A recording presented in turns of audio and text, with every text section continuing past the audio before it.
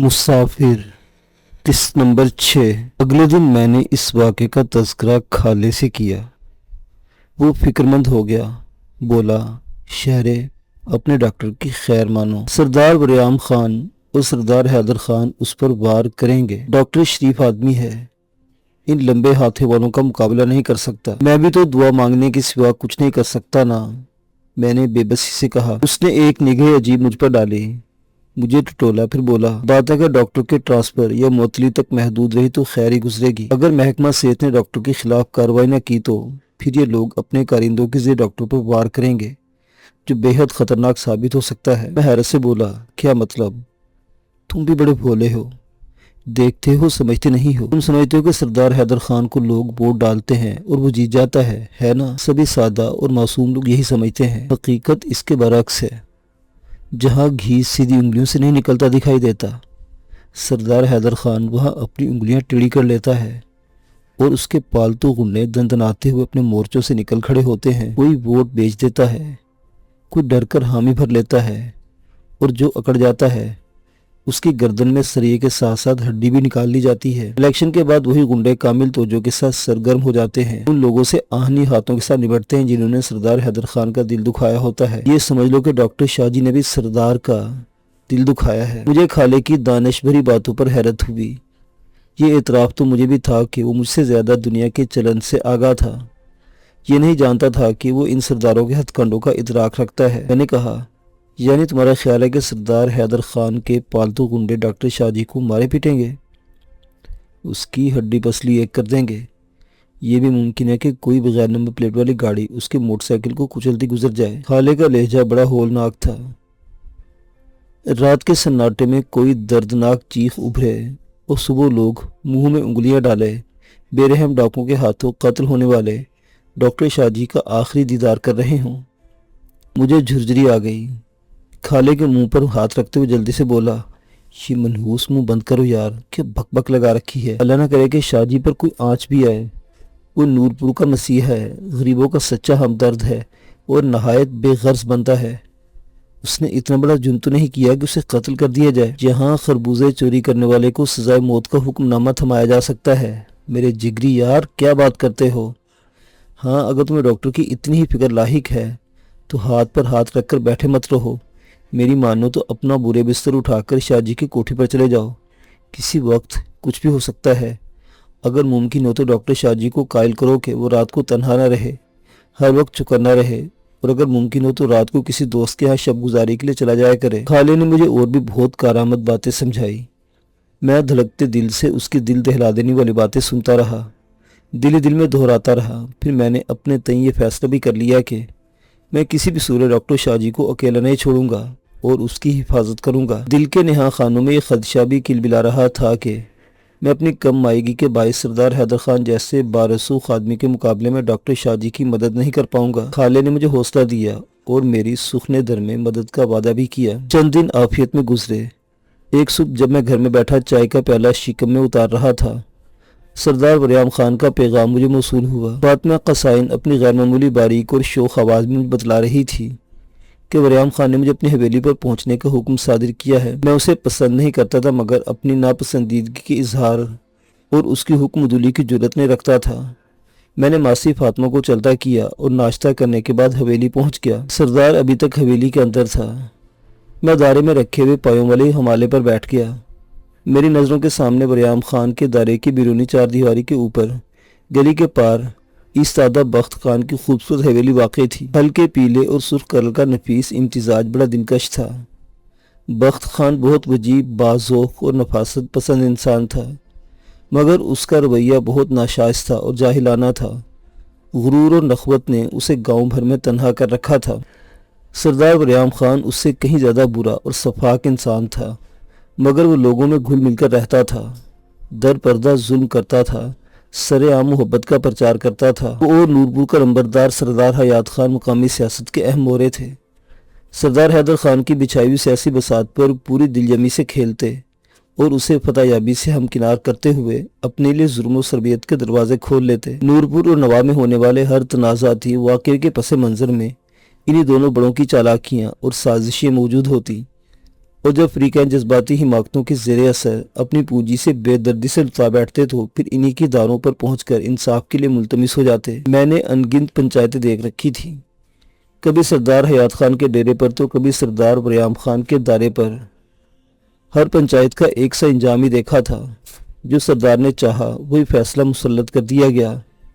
بعض اوقات تو ایسے ایسے فیصلے بھی ڈنکے کی چوٹ پر کر دیے گئے جن کی اجازت نہ تو مذہب دیتا تھا اور نہ ہی دنیا کی کسی معاشرے کی کوئی اخلاق ساز کتاب۔ علی بخش عرف ملنگی سردار وریام خان کے ڈیرے پر حقہ پانی بھرنے پر مامور تھا۔ وہ چائے کا پیالہ اٹھائے میرے پاس آیا، مجھے تھماتے ہوئے بولا، شہر خان، تیرا چاچا کہہ رہا تھا کہ تم نے پڑھائی مکمل کر لی ہے اور اب نوکری کے چکر میں ہو۔ میں نے چائے کا گھونٹ حلق میں اتارتے اس بات میں سر ہلایا۔ وہ ہماچے کے سرے بالی رکھے ہوئے حقے کو اپنی جانب کھینچ کر بے سبب چھیڑتے ہوئے بولا، دور جانے کی کیا ضرورت ہے؟ یہاں کسی خان کے ہاں منشی ٹھہر جاؤ۔ میں نے کہا، یہ کام مشکل ہے، مجھ سے نہیں ہو پائے گا۔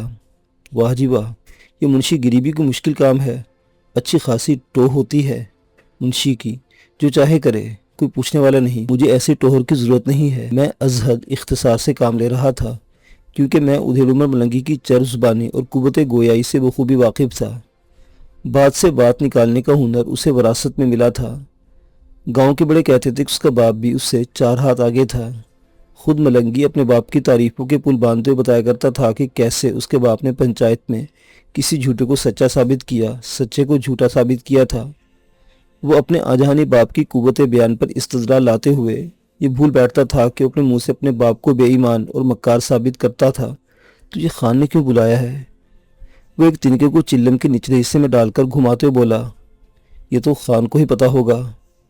اگر وہ تجھے اپنے ہاں منشی ٹھہرانے کی بات کرے تو اس کی بات مان لینا، میری مانو، سراسر فائدہ کا کام ہے، موج ہی موج ہے۔ اس نے پھر اپنے انداز کی بنیاد پر کھڑی کی جانے والی عمارت کو چونا چاٹی کرنے کی بھرپور کوشش کی۔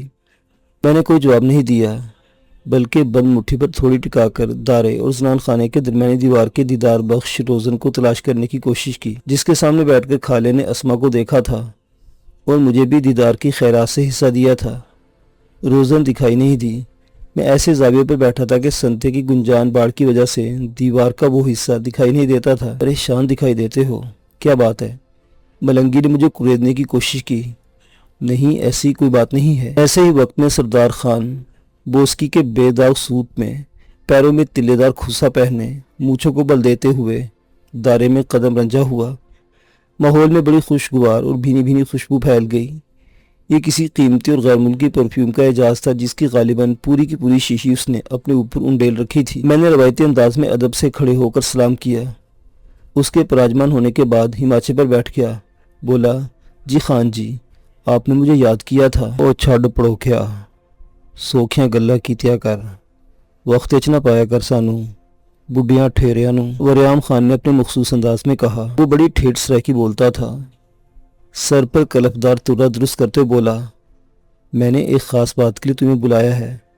تم نورپور کے باسی ہو، پڑھے لکھے ہو، اور میں نہیں چاہتا کہ تمہارا نقصان ہو۔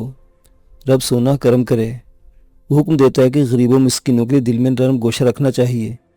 اس لیے تمہارے ساتھ میں نے کبھی اوکھے میں بات نہیں کی۔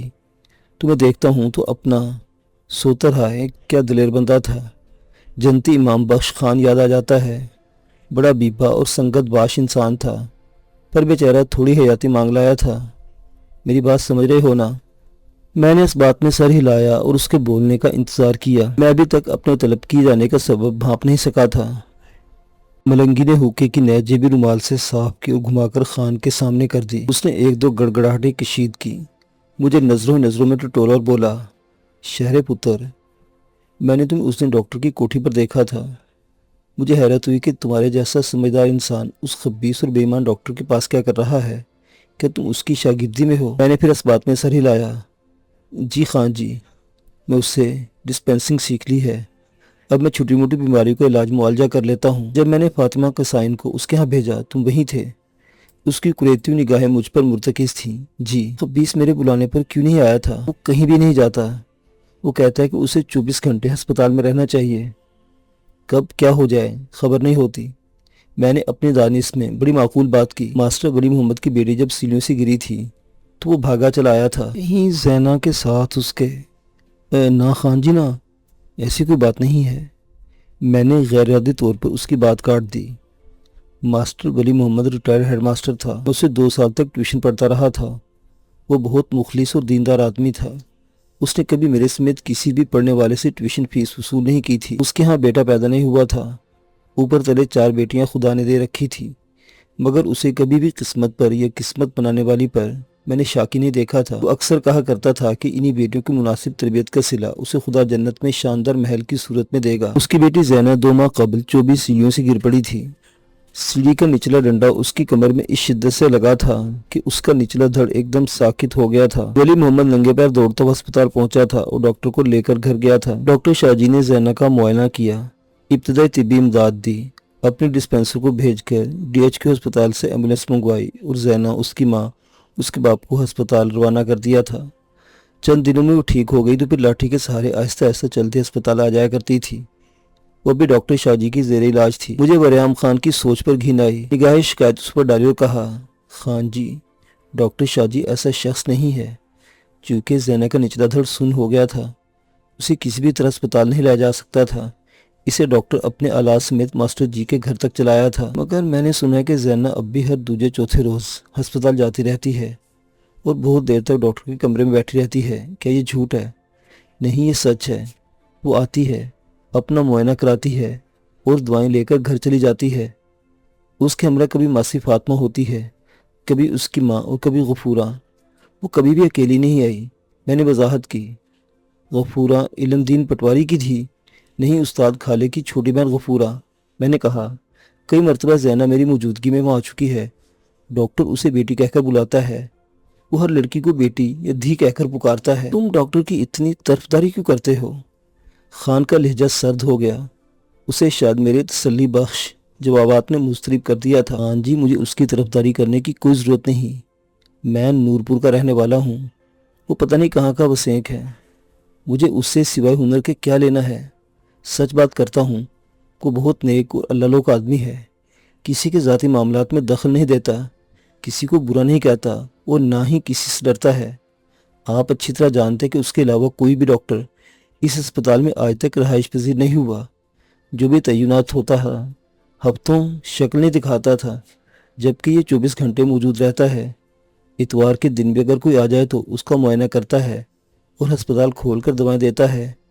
کیا یہ نورپور کی خوش بختی نہیں ہے؟ میں نے پہلی مرتبہ ہمت پکڑتے پوری فصاحت سے اپنا مدعا بیان کیا۔ اسے میری تقریر اچھی نہیں لگی، پیشانی شکن آلود ہو گئی، ہاتھ لہرا کر بولا، بس گودا، میں نے تمہاری بہت ساری بکواس سن لی، مزید سننا نہیں چاہتا اور تمہیں حکم دیتا کہ تم آئندہ ہسپتال نہیں جاؤ گے، ڈاکٹر کی چاپلوسی نہیں کرو گے۔ مجھے پتہ چلا کہ تم اسے کھانا بنا کر دیتے ہو، کوارٹر کی صفائی ستھرائی کرتے ہو اور کپڑے لتے بھی دھوتے ہو۔ مجھے یہ گوارا نہیں کہ میری برادری کا خان زادہ، خواہ غریب ہو یا مسکین، کسی کمین اور خبیث بندے کی خدمت خاطر کرے۔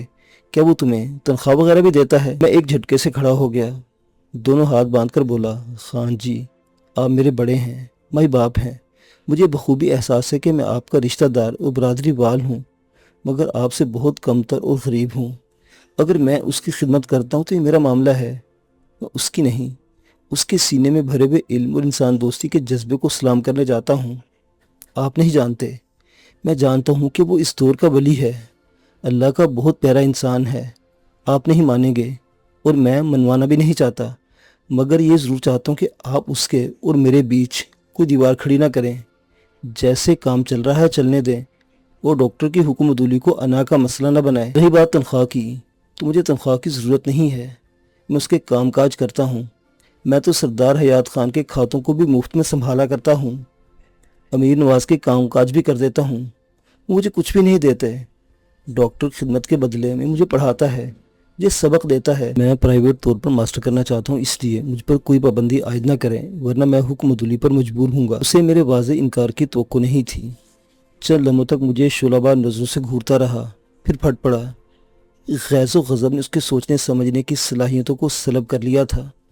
اس نے مجھے نہ صرف کمین، غریب اور بے غیرت کے القابات سے نوازا، بلکہ اپنی سرشت کے مطابق غلیظ گالیاں بھی دیں۔ اچانک ملنگی سے مخاطب ہو کر بولا، اوئے ملنگی، اس احسان فراموش کیڑے کو دھکے دے کر حویلی سے نکال دے اور اس کے چاچے کو پکڑ کر لا۔ اسے پوچھوں کہ ایسے احسان فراموش اور کمینے بندے کو اس نے اپنے گھر میں کیوں ڈال رکھا ہے؟ چلو خبیث، میری آنکھوں کے سامنے سے اوجھل ہو جاؤ، میں دیکھتا ہوں تم کیسے اس ملون کے پاس جاتے ہو۔ واہ، میں ماسٹر کرنا چاہتا ہوں۔ ہاں، کرتے تضحیق سے میری آنکھیں نم ہو گئی۔ غلطی میری ہی تو تھی۔ جانتا تھا کہ وہ بظاہر انسان مگر بباطن بھیڑیا ہے، مجھے اس کے منہ لگنا ہی نہیں چاہیے تھا۔ میں نے معاملے کو سلجھانے کی اپنی سی کوشش کی۔ خان جی، آپ تو بلا وجہ ناراض۔ اوئے، کہا نہ دفع ہو جائے یہاں سے، اور دوبارہ اپنی منحوس شکل مجھے نہ دکھانا، اس نے پھاڑ کھانے کے انداز میں کہا۔ میں نڈھال اور پس مردہ قدموں سے اپنے وجود کو رگیدتا حویلی سے نکل آیا۔ میں نے ملنگی کو دھکے دینے کی زحمت سے بچا لیا تھا۔ حویلی سے نکل کر گھر تک پہنچنا محال ہو گیا۔ اس فرعون صفت وڈیرے نے چاچے چراغ کو بلا کر ڈانٹنے برا بھلا کہنے کا ارادہ کر رکھا تھا، اور طلب کیے جانے پر چاچے کو نہ جانے دینا میرے بس میں نہیں تھا۔ گھر پہنچ کر میں نے چاچی اور بہنوں کو بریام خان کی دھمکیوں اور گالی گلوچ کے بارے میں بتایا تو وہ سبھی گھبرا گئی۔ نورپور میں رہتے بریام خان کو ناراض کرنا بڑا کٹھن اور جاں کش کام تھا، جو میں نادانی کی بدولت سر انجام دے آیا تھا۔ سبھی نے اپنے اپنے انداز میں مجھے کوسا کہ مجھے خان کے سامنے ایسی باتیں نہیں کرنا چاہیے تھی۔ وہ بڑا تھا اور مجھے اپنے اوقات میں رہ کر محض جی خان جی ہی کہنا زیب دیتا تھا۔ ملنگی نے دوپہر سے پہلے ہی چاچا چراغ کو کھیتوں میں جا پکڑا اور خان جی کی عدالت میں پیش کر دیا۔ جب دوپہر کو چاچا چراغ گھر میں داخل ہوا تو اس کی حالت خاصی غیر تھی۔ میں نے چور نگاہوں سے دیکھا تو کٹ کر رہ گیا۔ اس کا چہرہ بھی فرط تضحیق سے سرخ تھا۔ کافی دیر تک چارپائی پر سر نہوڑے بیٹھا رہا۔ چاچی اس کی پائنتھی کی جانب بیٹھی اسے خاموشی سے دیکھتی رہی۔ جب وہ قدرے سنبھل گیا تو بولی، کیا بات ہے، تم کچھ زیادہ ہی پریشان دکھائی دیتے ہو۔ اس نے میری طرف ہاتھ کا اشارہ کیا۔ پوچھ لو اپنے اس ہرے دارے میں میری پگڑی اچھالی گئی، مجھے برا بھلا کہا گیا۔ وہ فرط اشتعال و بے بسی سے اپنا جملہ بھی مکمل نہ کر پایا۔ چاچی نے دلاسا دیا، نادان ہے، برے بھلے کی تمیز نہیں رکھتا۔ تم نے خان جی کو سمجھانا تھا نہ کہ خاک سمجھاتا۔ چاچا کا لہجہ بھرا گیا۔ اس نے میری کوئی بات سنی ہی نہیں، بس ماں بہن کی گالیاں دیتا رہا اور بار بار کہتا رہے کہ میں دیکھوں گا اب وہ کیسے ہسپتال میں قدم رکھتا ہے۔ میں نے اسے کئی بار کہا کہ ہسپتال جانا چھوڑ دے، یہ نہیں مانا۔ آج اس کی ضد کی وجہ سے مجھے یہ دن دیکھنا پڑا۔ میں سر جھکائے بیٹھا رہا۔ ندامت اور بے بسی کی ملی جلی کیفیت مجھ پر بھی حاوی تھی۔ کہتا بھی تو کیا کہتا۔ کافی دیر کے بعد میرے لبوں سے پھوٹا، چاچا میں نے کوئی غلط بات نہیں کی، میں نے اسے یہی بتایا تھا کہ میں ڈاکٹر کے پاس پڑھنے کے لیے جاتا ہوں۔ اس نے ڈاکٹر اور ماسٹر جی کی بیٹی زینہ پر تہمت لگائی تھی، جس پر میں نے کہا کہ ڈاکٹر ایسا آدمی نہیں ہے۔ بس میری بات سنتے ہی ہتھے سے اکھڑ گیا۔ ٹھیک ہے، اس نے اپنے گھر بلا کر میری اور تمہاری بے عزتی کی ہے، خدا ہمیں بھی کوئی موقع دے گا کہ اس کی پگڑی ہمارے پیروں تلے آئے گی۔ چاچا میری بات سن کر بھڑک اٹھا۔ اس کے منہ میں جو علم غلم آیا اسے مجھے کہہ سنایا۔ اس نے بھی میرے ہسپتال جانے پر پابندی عائد کر دی اور مجھے بریام خان کی حویلی پر جا کر معافی مانگنے کا حکم صادر کر دیا۔ میری آنکھوں کے سامنے ڈی ایچ او کے مقابل چٹانوں کی طرح ایستادہ ڈاکٹر شاہ جی کا چہرہ لہرا گیا۔ اس نے معافی نہیں مانگی تھی، معزول ہونے پر خود کو آمادہ کر لیا تھا۔ میں نے بھی آن کے آن میں فیصلہ کر لیا۔ مجھے نورپور سے نکالا جا سکتا تھا، مجھے پنچایت میں مجرم بنا کر کھڑا کیا جا سکتا تھا، اور بس۔ شاہ جی کو اگر 1000 روپے کی نوکری کا فکر نہیں تھا تو اس کے مرید کو کیا فکر لاحق ہو سکتا تھا۔ تبھی میں نے کہا، چاچا میں زندگی میں کبھی خان کی حویلی پر معافی مانگنے کے لیے نہیں جاؤں گا، تمہیں جانا ہوگا۔ دیکھ سرور مائی، اپنے پتر کو سمجھا لے، اس سے حویلی پر بھیج دے، ورنہ ہم سب کے لیے بہت برا ہوگا۔ چاچا چراغ خاصا بھر انگیختہ ہو گیا تھا۔ میں نے پھر انکار کیا۔ ایسے میں پروین میرے قریب ہو گئی، میرے گالوں پر ہاتھ رکھ کر بولی، بھائی ضد نہ کر، دیکھ سب لوگ پریشان ہیں، میرا تیرے سوا اور ہے بھی کون؟ تجھے کچھ ہو گیا تو میں کہاں جاؤں گی؟ اللہ کا نام مان۔ دیکھ شہرے، میں تیرا کے ہاتھ جوڑتی ہوں۔ میں ٹھٹک گیا۔ پروین کی آنکھوں میں موٹے موٹے آنسو تھے اور لجائی اور سماجت بھری نگاہوں سے مجھے دیکھ رہی تھی۔ ایسے وقت میں مجھ پر جہان ادراک کھلا۔ شاہ جی اور اپنی حیثیت کا فرق معلوم ہوا۔ اس کا دنیا میں کوئی نہیں تھا جس کے آنسو سے شکست سے دوچار کرتے، جس کا دکھ اسے رلاتا، جبکہ میری ایک بہن تھی جس کا اترا ہوا چہرہ مجھ سے ہر بات منوا سکتا تھا۔ مخمصہ پھیل کر دل و دماغ کو اپنے حصار میں لینے لگا۔ میں نے پروین کے آنسو پوچھے، دلاسا دیا اور خاموشی سے سر جھکا لیا۔ چاچی کی بیٹوں نے بھی مجھے سمجھانے کی کوشش کی۔ میں احتجاجاً کھانا کھائے بغیر گھر سے نکل آیا۔ मेरा रुख नूरपुर के वैगन स्टैंड की तरफ था। मेरी तोक़ों के मुताबिक खाले की वैगन स्टैंड पर मौजूद थी और शिदू बड़ी सी टाकी से वैगन का ना चमकने वाला बोनट चमकाने की कोशिश कर रहा था। मैंने बख्शू लोहार को सलाम किया, दुकान का अकबी दरवाज़ा अबूर किया और खाले के घर में दाखिल हो गया। मासी सफ़ू पहलू में पानी का भरा हुआ घड़ा दबाए दीवार के साथ बड़ी चौबी घुड़ूंची की तरफ जा रही थी। खाले की बहन खालदा सेन में तनी हुई तार पर धुले हुए कपड़े गीले फैलाने में मसरूफ़ थी। मुझे देखकर माथे पर हाथ रखा बोली, सलाम साहिब जी, बड़े दिनों के बाद रास्ता भूले हैं आप। वो बहुत शरीर और खलंडरी सी लड़की थी। खाले से महज 2-3 साल छोटी थी। अनपढ़ होने के बावजूद ऐसी बातें कर जाती कि सुनने वाला दम बखुद रह जाता। अमूमी तौर पर मुझे भाई जबकि छेड़ने की गर्ज से साहिब जी कहा करती थी। मैंने नीम दिली से सलाम का जवाब दिया और खाले के कमरे में घुस गया। खाले को बिस्तर पर नीम दराज पाया। वो मुझे देखकर उठ बैठा। खैर नहीं लगती सज्जन जी। मैं टूटी बांह वाली कुर्सी घसीट कर उसकी चारपाई के करीब हो बैठा। उसने बुलंद आवाज में हाँक लगाई, बिल्लो अब चाय तो बना ला, देख तेरा दूजा वीर भी आ गया है। घर में खालदा को प्यार से बिल्लू कहकर पुकारा जाता था। वो जवाबन चिल्लाई, साहब जी को तो चाय पीने के सिवा और कोई काम नहीं है। जब कहीं से नहीं मिलती तो यहाँ भागा चला आता है और कहता है मैं मिलने के लिए आया हूँ, थोड़े से कपड़े रह गए हैं, तार पर डाल लूँ फिर चाय बना लाऊंगी। खाला ज़ेरे लब मुस्कुराया, बड़ी झल्ली कुड़ी है, ज़रा ख्याल नहीं करती, क्या कहना क्या नहीं कहना। चलो छोड़ो, सिफर पर आउट होने वाले जैसे जिस सूर्य जैसा मुंह क्यों बना रखा है। मैंने तवील सांस ली और उसे अलब से लेकर ये तक की तमाम रोयदात कह सुनाई। वो अपनी आदत के मुताबिक बड़ी तवज्जो और इन्हिमाक से सुनता रहा। मेरे खामोश होने पर बोला, तुमने बड़ी गलती की शहर है। तुम्हें क्या ज़रूरत थी खान जी के सामने शाहजी की वकालत करने की। कह देते आइंदा नहीं जाऊँगा, मगर देखभाल कर जाते रहते। खैर अब भी एक रास्ता है। वो कौन सा? मैं जल्दी से बोला, तुम जाकर अमीर नवाज से बात करो, वो तुम्हें लेकर हयात खान के पास चला जाएगा। तुम उसे कायल करना, उम्मीद है वो तुम्हारी बात समझ जाएगा और वो रियाम खान को समझा बुझा कर ठंडा कर देगा। खाले ने कहा। मुझे हैरत हुई, खाले ने कैसे चुटकी बजाते मेरा मसला हल कर दिया था। वो बोला, मुझे खान लोग खाला कहते हैं, तुम भी कहते हो, मगर तुम प्यार से कहते हो, वो नफरत से कहते हैं। कभी भी मुझे खालिद महमूद नहीं कहेंगे। तुम्हें भी कभी शहरयार कह लेते हैं। इसका मतलब यह है कि अभी तक इन लोगों ने तुम्हें और तुम्हारे घराने को अपने कबीले से नहीं निकाला। अगर तुम ऐसे ही इनके सामने आते रहोगे और वो दिन दूर नहीं जब तुम्हारा ख़ानदान इन लोगों की बर्दाश्त से बाहर हो जाएगा और तुम लोगों को नूरपुर से देश निकाला दिया जाएगा। मैंने कई मरतबा तुम्हें समझाने की कोशिश की है। तुम पढ़ लिख कर कोई अफसर शफसर लग जाओ और अपनी बहन को लेकर किसी शहर में, किसी और गाँव में जहाँ ऐसे वडेरे और खानजादे ना हो निकल जाओ।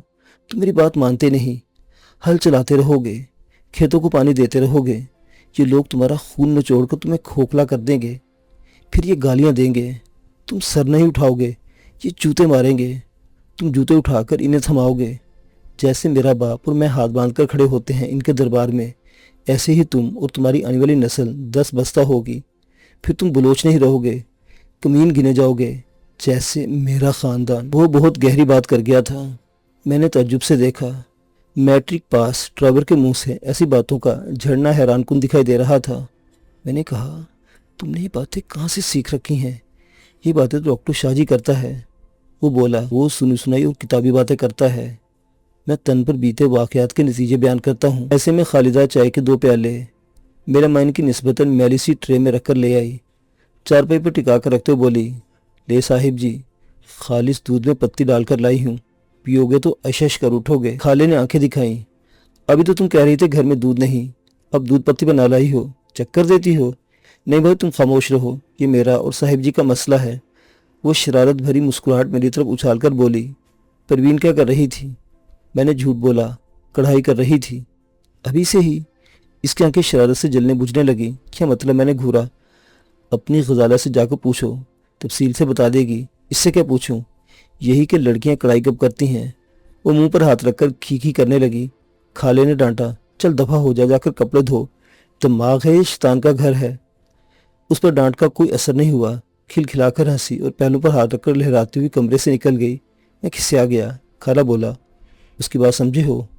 मैं समझ गया था, मगर दानिस्ता नफ़ी में सर हिलाया। वो बोला, जब लड़कियों की मंगनी होती है या शादी तय पा जाती है तो अपने जहेज़ का सामान तैयार करने बैठ जाती हैं, चादरें काटती हैं, सिरहाने बनाती हैं और कपड़ों पर मोती टांकने बैठ जाती हैं। میں فکر مسکرایا۔ مجھے یہ موضوع مضطرب کر دیتا تھا۔